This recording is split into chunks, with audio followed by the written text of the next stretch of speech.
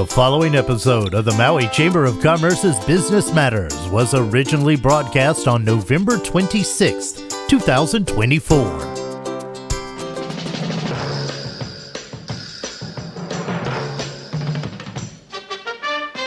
It's time now for Business Matters, brought to you by the Maui Chamber of Commerce. And now, here's your host, the president of the Maui Chamber of Commerce, Pam Toonpop. Good morning, Pam. How are you today, Pam? How are you doing today, Pam? I'm excellent, Gary. How are you? I'm good. Wait, I got to turn my mic up. I can't hear what I'm saying. Did you hear me okay?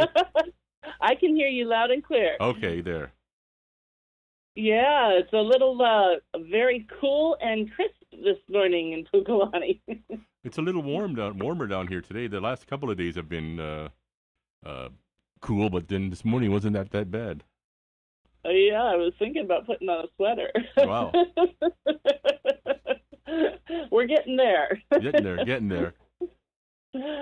Yeah, well, thank you so much for opening the show for us and all that you and KAOI do for Business Matters. We truly appreciate you.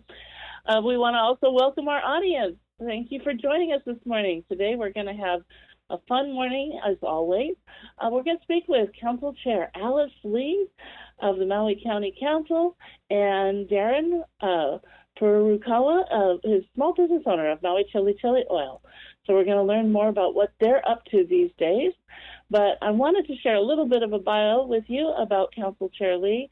Alice Lee, has held the county council seat for the Wailuku, Waihee, and Waikaku residency area for many years now. Previously, Chair Lee served for 10 years on the county council from 1989 to 1999 and served as the former director of housing and human concerns from 1999 to 2006. So she knows a lot about county operations, both from the departmental level and being a county council member. She has always advocated for key initiatives affecting the quality of life for Maui. So good morning, Chair Lee. It's so great to have you on the show this morning. Good morning, Pam, and everyone out there. Thank you for having me. Oh, it's our great pleasure. We were so thrilled to have you back on the Maui County Council this year. Can you share a little bit about your race and being reelected? Well, I'm very honored and humbled that I was able to, be reelected. It's sometimes when you're in this business for many years, people retire and people, the original supporters and constituency has changed. So I've been very fortunate to, to work with several generations now. And I'm so happy that I'm able to do that. Of course, I represent all the generations. I have, my contemporaries, and then I have my children's age and my great nieces and grandnieces and grandchildren and so forth. So I feel that, I still have a role to play because there's so many needs in Maui County that have to be addressed. Yes. Yeah, I also feel that, often it doesn't get talked about during an election, but especially in critical times like these, we really need experience matters. We really need experienced people on the council to be able to move things forward quickly, to not have to take the time to just learn the system and how everything works. And so, now we have the returning council. We hope, I'm going to ask you a question about that, but, this is a time when we have a team who has experience, and now, with all the challenges we're going to see in the coming years, you're very well poised to lead us forward, which is fantastic. Well, that's absolutely true. It's the council business, even in the administration, it requires experience. There is absolutely no substitute for experience. What you learn on the job, you can't read, in a book, and no one can just explain how to do things. You have to live it. And when the more you live it, the more proficient you become. And in our case, we're very lucky. We have a good balance on the council. I'm very fortunate that, I feel I'm in pretty good health and mentally, spiritually, and every which way. And I'm very lucky. And so if you have too many inexperienced people on the council, what happens is it really slows down the process. Well, because of the big learning curve everybody has to go through. And so it takes several years to get up to speed when you're a public official, when you're an elected official. Yeah. No, I absolutely agree. That's so true. You've had this happen to you, and I see we're seeing this again. Former Maui County Council Chair Kelly King and 30 voters have filed an election contest with the Hawaii Supreme Court seeking to void the results from the South Maui County Council race. Can you share for everybody a little bit about how that goes and any thoughts that you have on that? Well, I just have some general thoughts. I have not seen the actual appeal document. And so my understanding, however, is that,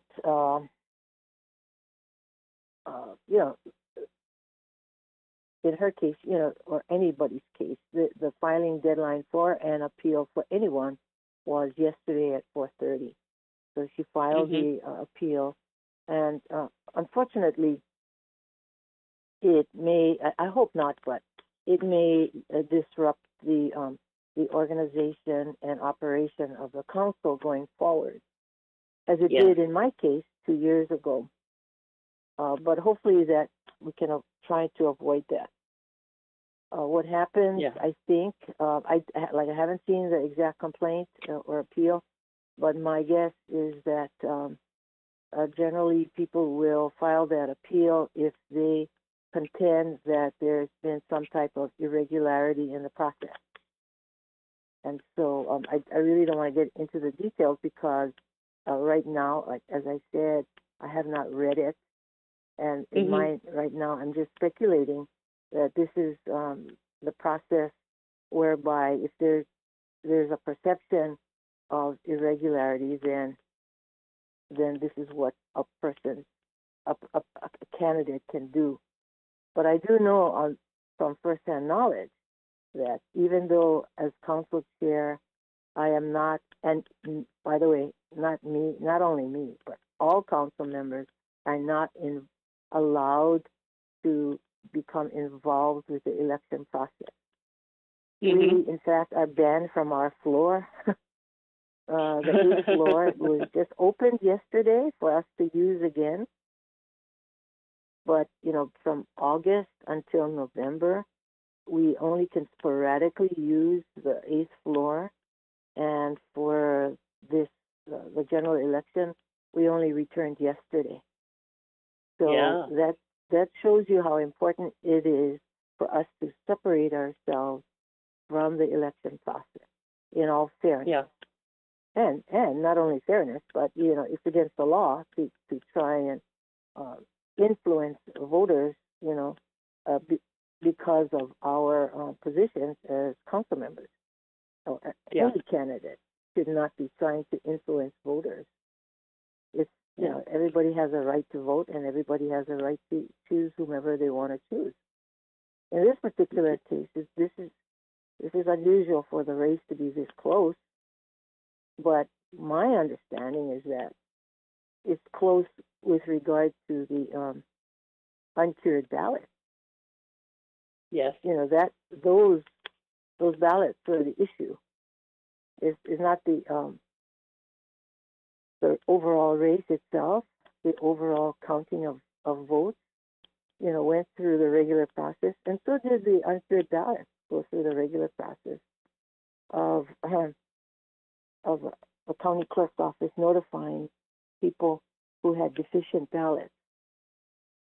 So this is not a matter of something that the county did to make these ballots deficient.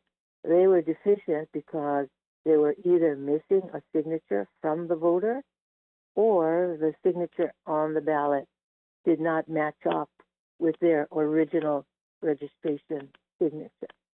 So those are responsibilities of the voter to cure, and that's why you call them uncured or cured ballots.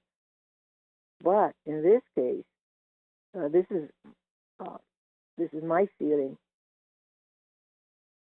A lot of people elected not to cure their ballots because perhaps maybe they're just concerned with the presidential race. And when it was over, there was nothing that they could do. You know, you don't get to change your vote.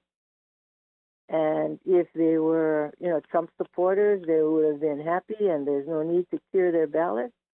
Or if they were Biden supporters, maybe they felt there's no sense in curing your ballot because the race is over.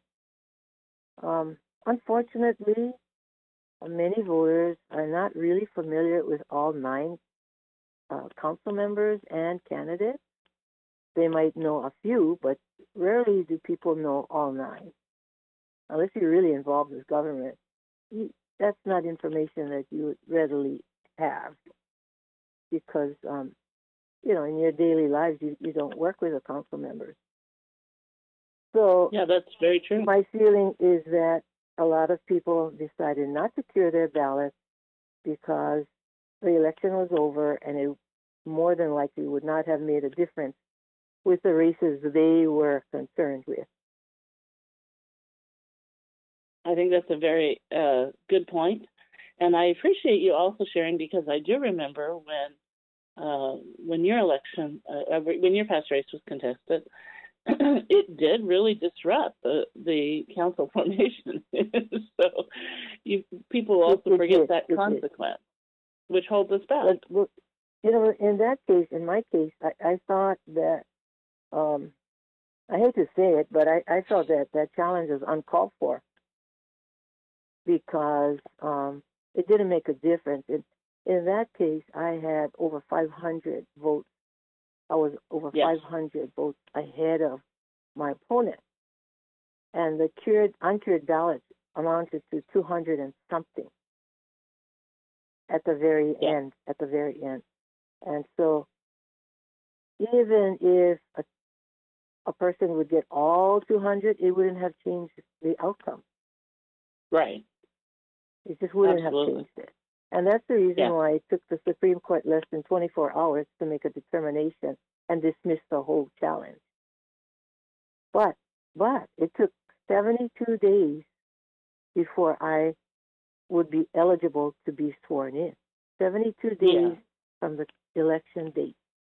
So from November 7th in that year, 2 years ago, November 7th, all the way till January, I was just pretty much in limbo.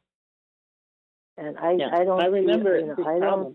I feel for people who are put in that situation because it not only affects the individual, it affects your family, it affects your workers, it affects your friends, it affects your work. You're not able to work. So I don't envy anybody in that situation. Yeah, well, and you know what it feels like firsthand, and I just remember from a community standpoint and our standpoint at the chamber, it was a huge, like you said, I forgot that it was 72 days, but I remember it just felt like it went on and on forever before we could work on the organization and move forward, and that's a problem, especially now. It's a problem because we've got so much to contend with. And there's so many things that we need to do to really help our community move forward with housing, jumpstart our economic recovery in big, meaningful ways that are sustaining. So with that, Alice, I know, you have been passionately advocating on critical issues that really impact our quality of life for us at the Chamber. Economic recovery and housing are always top of mind. But can you share with us what are your top priorities moving into this coming year? My very top, I have like tons of priorities, but the very, very top ones are: one, permanent housing for Lahaina. We've got to do everything in our power to speed up the process and provide our residents in Lahaina permanent housing. And I'm tired of all this time and money spent on interim housing. I'd rather go for the permanent housing. So that's one. Great. And secondly, the infrastructure to support housing in general. So water, sewer, roads. We need to get back to basics and focus on those things and ensure that our departments have the funding and resources to make it happen. And then the third thing, there are so many needs in our community, from social needs to environmental needs to cultural needs to a whole plethora of needs in our county. But people don't realize what it takes to meet those needs is money. And so when we start prohibiting this and, moratorium that and so forth, we are actually restricting our ability to generate money. So my feeling is a top priority for me is to diversify our economy. And everybody's been talking about that for years, and nobody has done, anything, really, anything substantial. And so one of my top priorities is to create a comprehensive grant program within the county. We are leaving hundreds of millions of dollars on the table by not having a comprehensive, coordinated, organized grant program. And so my feeling is, as we take our time recovering from Lahaina, recovering from the issues with the visitor industry, we have to grow another one and strengthen that one. People talk about diversified ag. I'm finding we've plunked a lot of money into diversified agriculture, but that's a long, long, long investment because unless you have markets, unless you have retail outlets, I don't know how you make money on farming. You're talking about food security, but how do you create jobs, and well-paying jobs? So that's what we're looking for. And people disconnect with a grant fund. I feel we can easily generate anywhere from $200 to $500 million a year at a minimum. So what do we need? We need a lot of people who know how to write grants, who know how to manage grants, who have to know how to monitor grants, do site inspections, check on the jobs, all these different things. And it requires a lot of people. So that's where I'm going to put my focus with regard to diversifying our economy and revenues. Because I think it's too often people say, let's just raise the real property taxes on the hotels and all the rich people. Well, that's not sustainable. That's really not sustainable. That's a very narrow way of looking at our economy.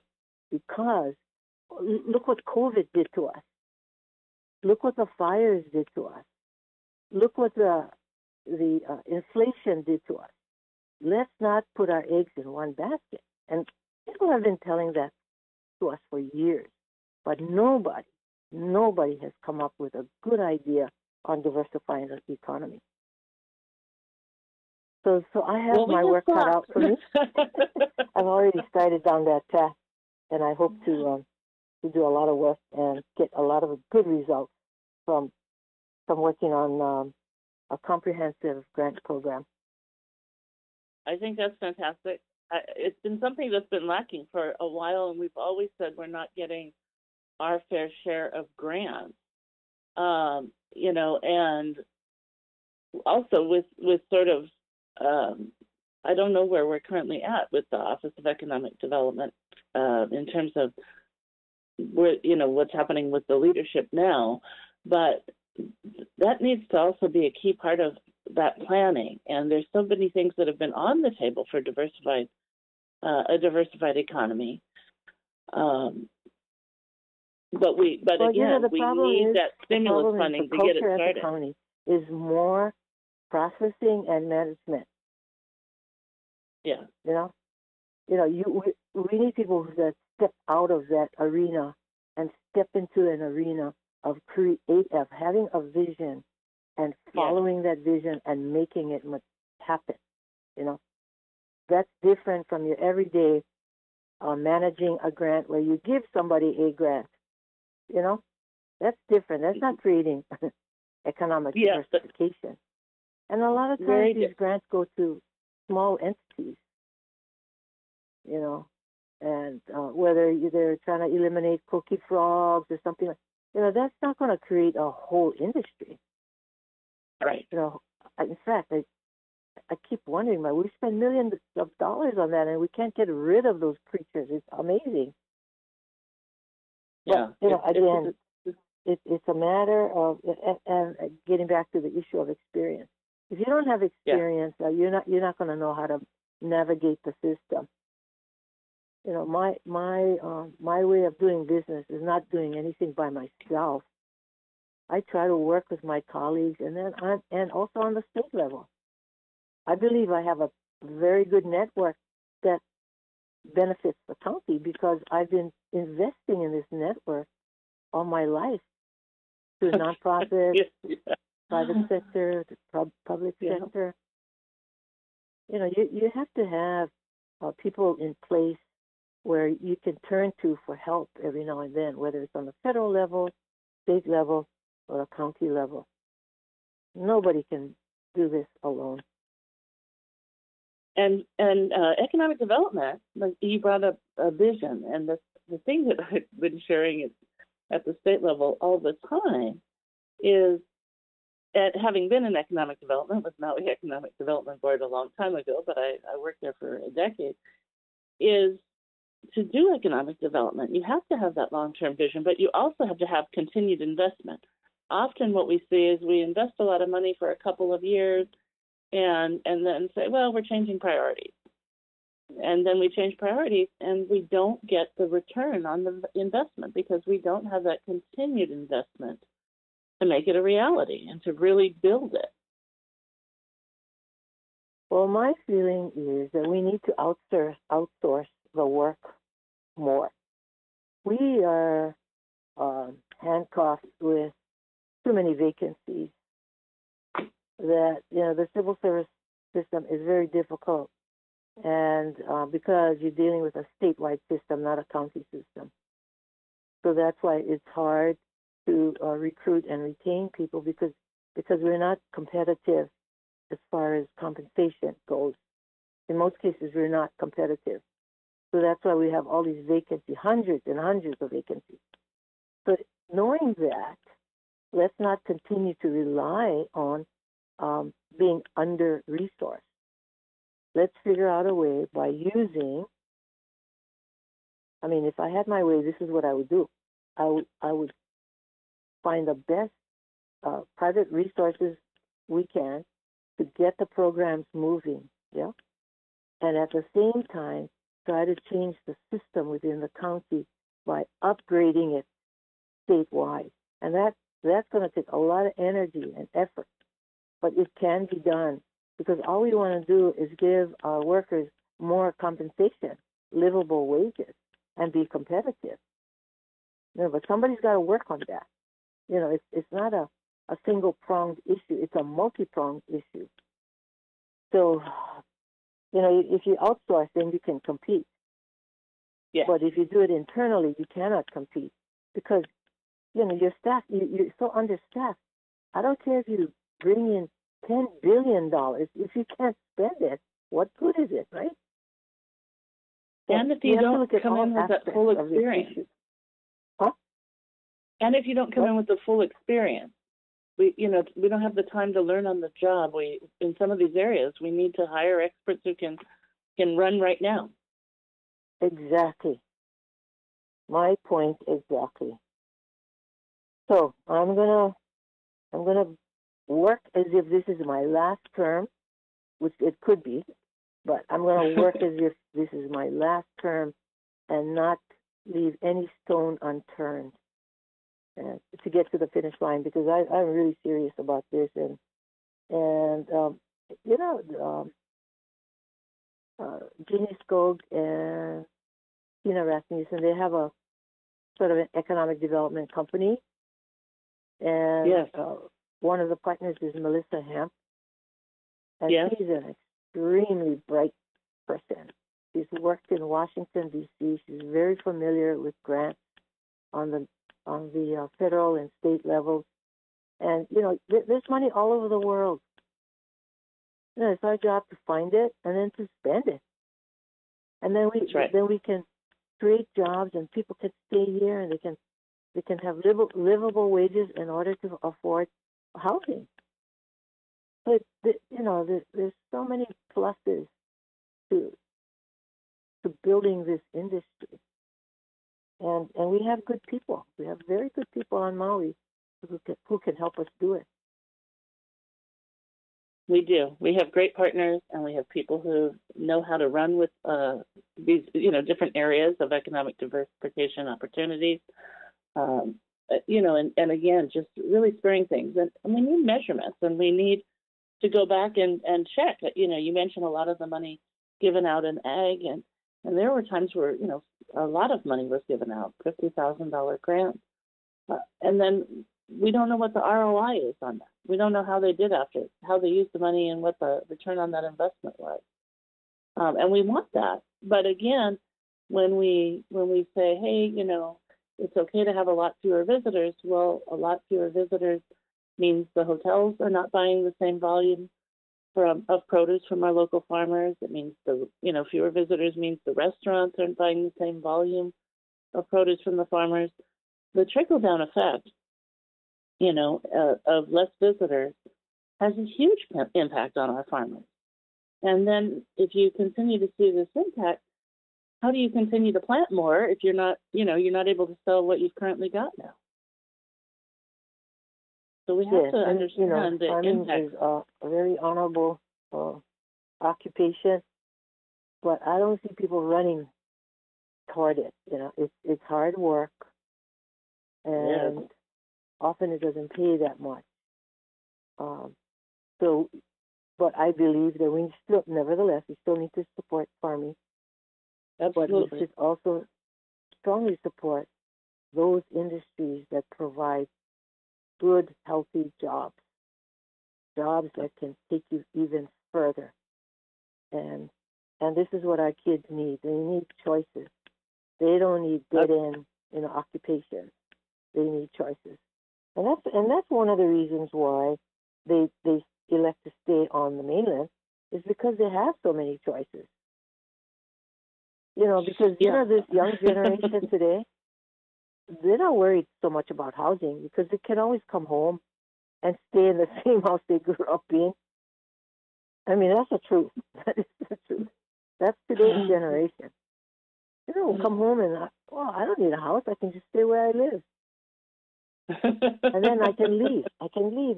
And have all these different opportunities on the mainland.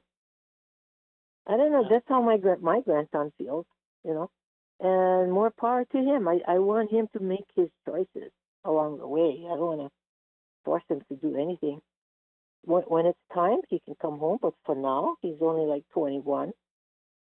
He wants to experience the world. And good. Yeah. Get experience and bring it back to Maui. Yes, I agree. Yeah, well, and my daughter has now been able to move home, but it was because we bought some land where we could build on the land, and there'd be room on the land for her to build a house. So but it's tough, and it takes leveraging our current assets to plan for the future. And it's hard for kids to afford our homes. So it's nice, if they have family and a home here that, there's room and they can come back. It's a great blessing. And she was able to buy a 4-bedroom house on 9,000 square feet with 2 bathrooms for $175,000 on the mainland. So, and we ought to support our kids and their choices. Yeah. Our quality of life is not the same as theirs. And we have to respect what they consider to be quality of life for themselves and their families. And me, I'm a homebody. I love staying home because I'm from here. I'm just that type of person. I'm tethered to the house and the family. Yeah. But my children and grandchildren are different, and let's celebrate the differences. It's good. Not everybody should be alike, and then maybe later on, as they grow older, maybe they want to come back and stay. But in the meantime, go, make your way. Yeah. Go forward. Well, I think I really think that there's so many experiences that, as you say, going and finding your way and getting those new experiences. There's so many things that, we're just such a very unique state that they'll see so many things that they would not experience if they just stayed here. So to go and learn and come back, I think is tremendous. If that's what if coming back is what they want to do, I think it's phenomenal. And to bring that knowledge home, I mean, that's, we've long been having programs saying, come Ina, come home, learn, and then come home. Bring that knowledge back. Yeah. Well, I'm so glad to have you on the show this morning, Alice. Thank you so much for joining us. It's always a treasure to get to speak with you, and we are here. We are here to support that vision of economic diversity and growth because, it's needed, and I'm glad that you're saying, hey, that's one of our top priorities. We're digging in. We're doubling down, and we're going to dig in, and we're going to make progress. Right. Well, good talking to you, Pam, and to everyone out there. Have a wonderful day, and a happy Thanksgiving. Thank you. Happy Thanksgiving to you, too. Take care. It's always great to have Council Chair Lee on. She's such a wealth of knowledge. She has, as you can hear, tremendous experience. We're very grateful that she has been reelected to the Maui County Council because her leadership, over time, we've seen such positive movements over the decades that she's been involved, and so just really made a tremendous difference for all the years of her service, and tirelessly works on these issues and understands the impact to our families and our community. We're going to have Deron Furukawa on with Maui Chili Oil. While Gary reaches out to Deron, just want to tell you a little bit about the company and Deron. Maui Chili Oil was started during the pandemic. Actually, Deron was laid off from work, and since he and his wife, Kit, loved to eat and create delicious meals and had a passion for creating delicious experiences, they came up with this phenomenal product and ventured into the chili oil condiment business, which began in small markets and is now in 60 stores statewide. And they acknowledge and say that their growth and success is mainly because of the supportive community around them. Gary, do we have Deron on? Not yet. Guessing not. Okay. Thank you. There was a pause of silence for a second. So we have been blessed to have Deron and Kit, and many know Kit for all the other things she's been involved with, working in county government, doing some consulting. She's a marketing guru, the Maui Filipino Chamber of Commerce. So she's had a very vast career, and this is something that they are so passionate about. And we've been thrilled to have them at the Made in Maui County Festival for a number of years now, and just seeing them diversify the product line and grow in a tremendous way is so fascinating to watch and to hear their story on how they've been doing this. So I'm hoping we can get Deron on soon because it's a great. Oh, we got him. Okay. Good morning, Deron. How are you? Hi, good morning. I'm actually here with Kit. Good morning, Sam. Good morning, Deron and Kit. Aloha. Hi, good morning. Good morning. Well, I was just introducing you and talking about the company, and now you're in 60 stores. Give us an update on your business, because I know you've been diversifying your product line a bit too. Yeah, so we are in a bunch more stores across the state, and we've been traveling. So we did a couple shows in Japan, hoping to build a following there. And we're hoping to expand. Yeah, we did LA, New York. So yeah, we did a lot of traveling this year. It was pretty crazy. Fantastic. And what is your new most popular product? Yeah, talk about Boo. So we have a new product that we released last couple weeks ago. It's called the Maui Chili Oil Bubu Arare. So what Bubu Arare is it's a rice cracker formed in shape of little balls, and we have it in our chili oil, and it's good for topping off of fish or like tofu, soft foods and stuff to give you that contrast of the crunch. But we're going to be releasing that this week on our website. It's called Bubu Arare. You should try it out. It's pretty ono. Oh my gosh, I can't wait. Okay, I was actually thinking of your chook. Oh, yeah. So we debuted that at the Maui Made in Maui County Festival. This past festival, Kit had an idea to give something refreshing to the crowd because we knew it was going to be hot. So she she made her little recipe for cucumbers. It's pickled cucumbers with Maui chili oil, and we sold out quickly twice. Yeah. So it was a hit. So we're thinking of doing more of that at like festivals. You know, Pam, this cucumber thing, we just eat it as a snack, really. You know, we'd grab cucumbers and vinegar and salt and sugar. So we just typically eat it as a snack. And then when I went to LA, we had a tasting when we were selling chili oil there, and I had some as samples. I just made it in my hotel room and all that. So, and then we had them as samples, and people were trying them, and so many folks are asking if we sell them. So we're like, no, we don't really sell them. They're just for samples, so you can put on the chili oil and try them. But then, so that's where it started. That's how it started. They're like, hey, why don't we actually sell them if people like it that much? Oh, I had it, and I love it. Love it. Good. And it's an addicting snack, but it's healthy. It's a healthy cucumbers, so it's healthy. But it's once you and in little chunky bites, just but once you start, addicting is the word, I would say. Hey, you gotta finish the whole thing. Absolutely love it. We're hoping to do it again. Yeah. So we're gonna do it in First Friday in Wailuku. So December 6th is First Friday, right? Right. Yeah. So we're gonna be there. We're gonna give them in cups. So cukes cups in what do you call it? Yeah, cukes in a cup. Cukes in a cup. Pending approval. Yeah, that's awesome.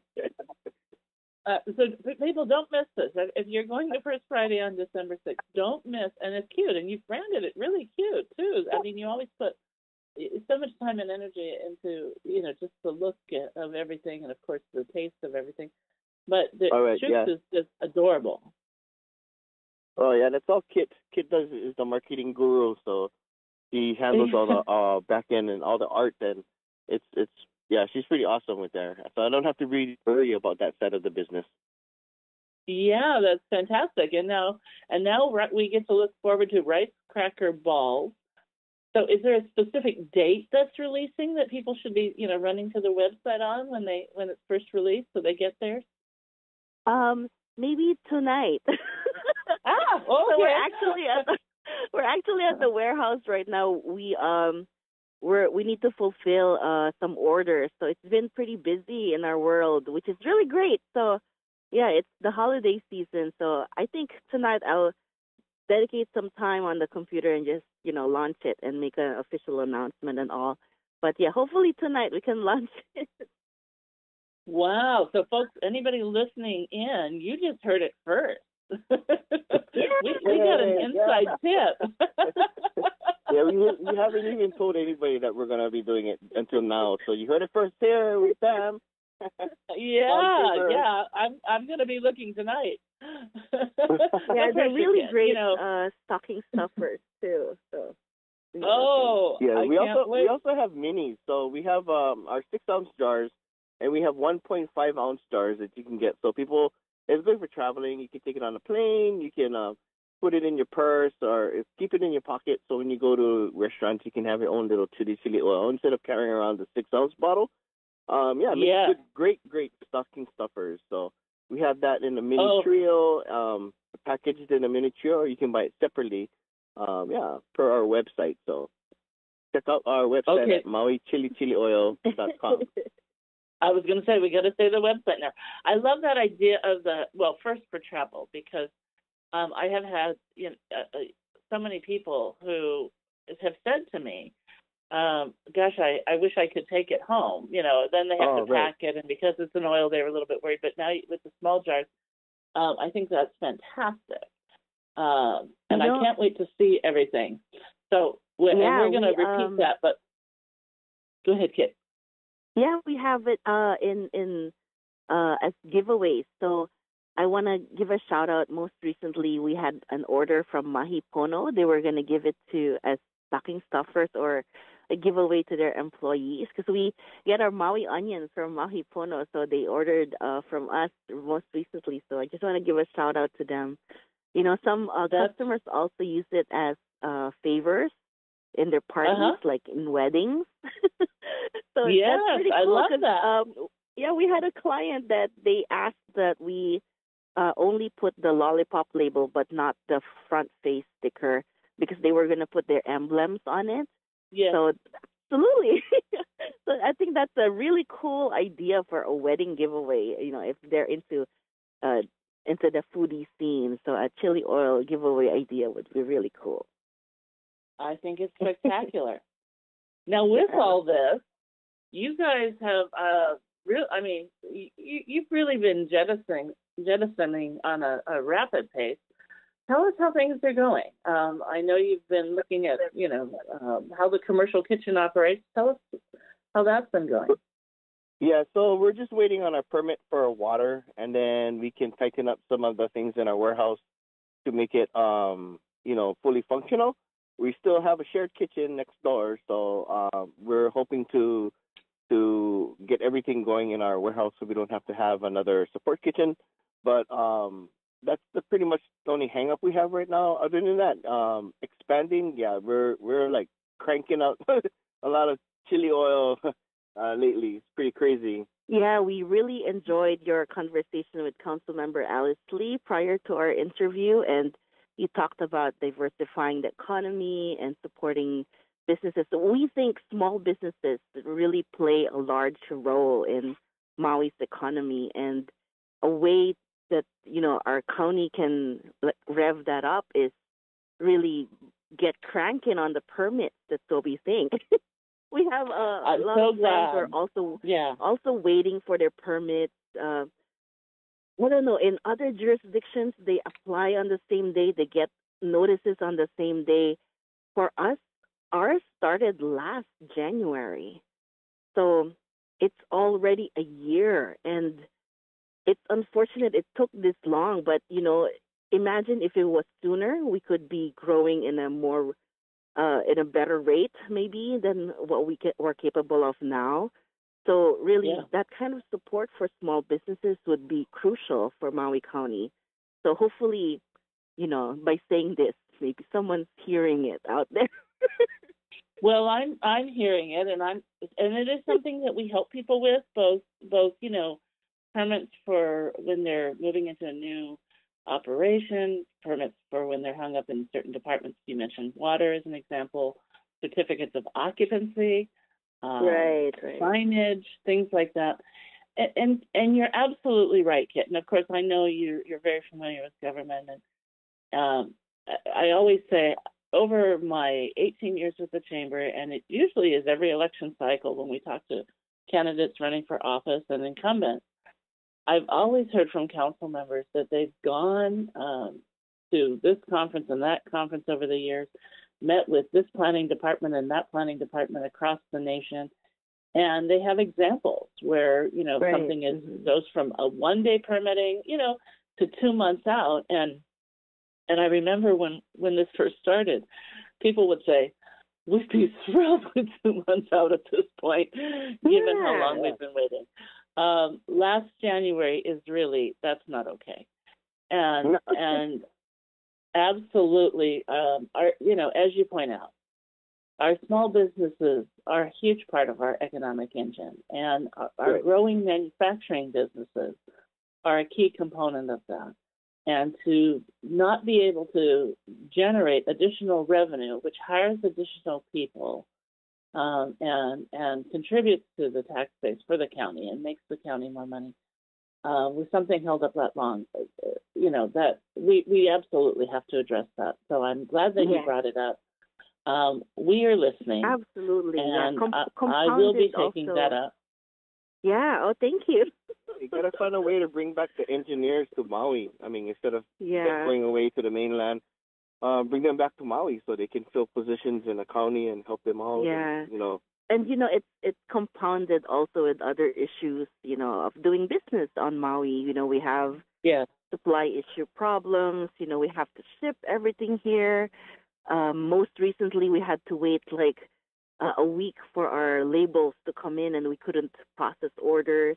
So we have like little issues like that, and then so we can control the things that we can control and do some things about it. Yeah.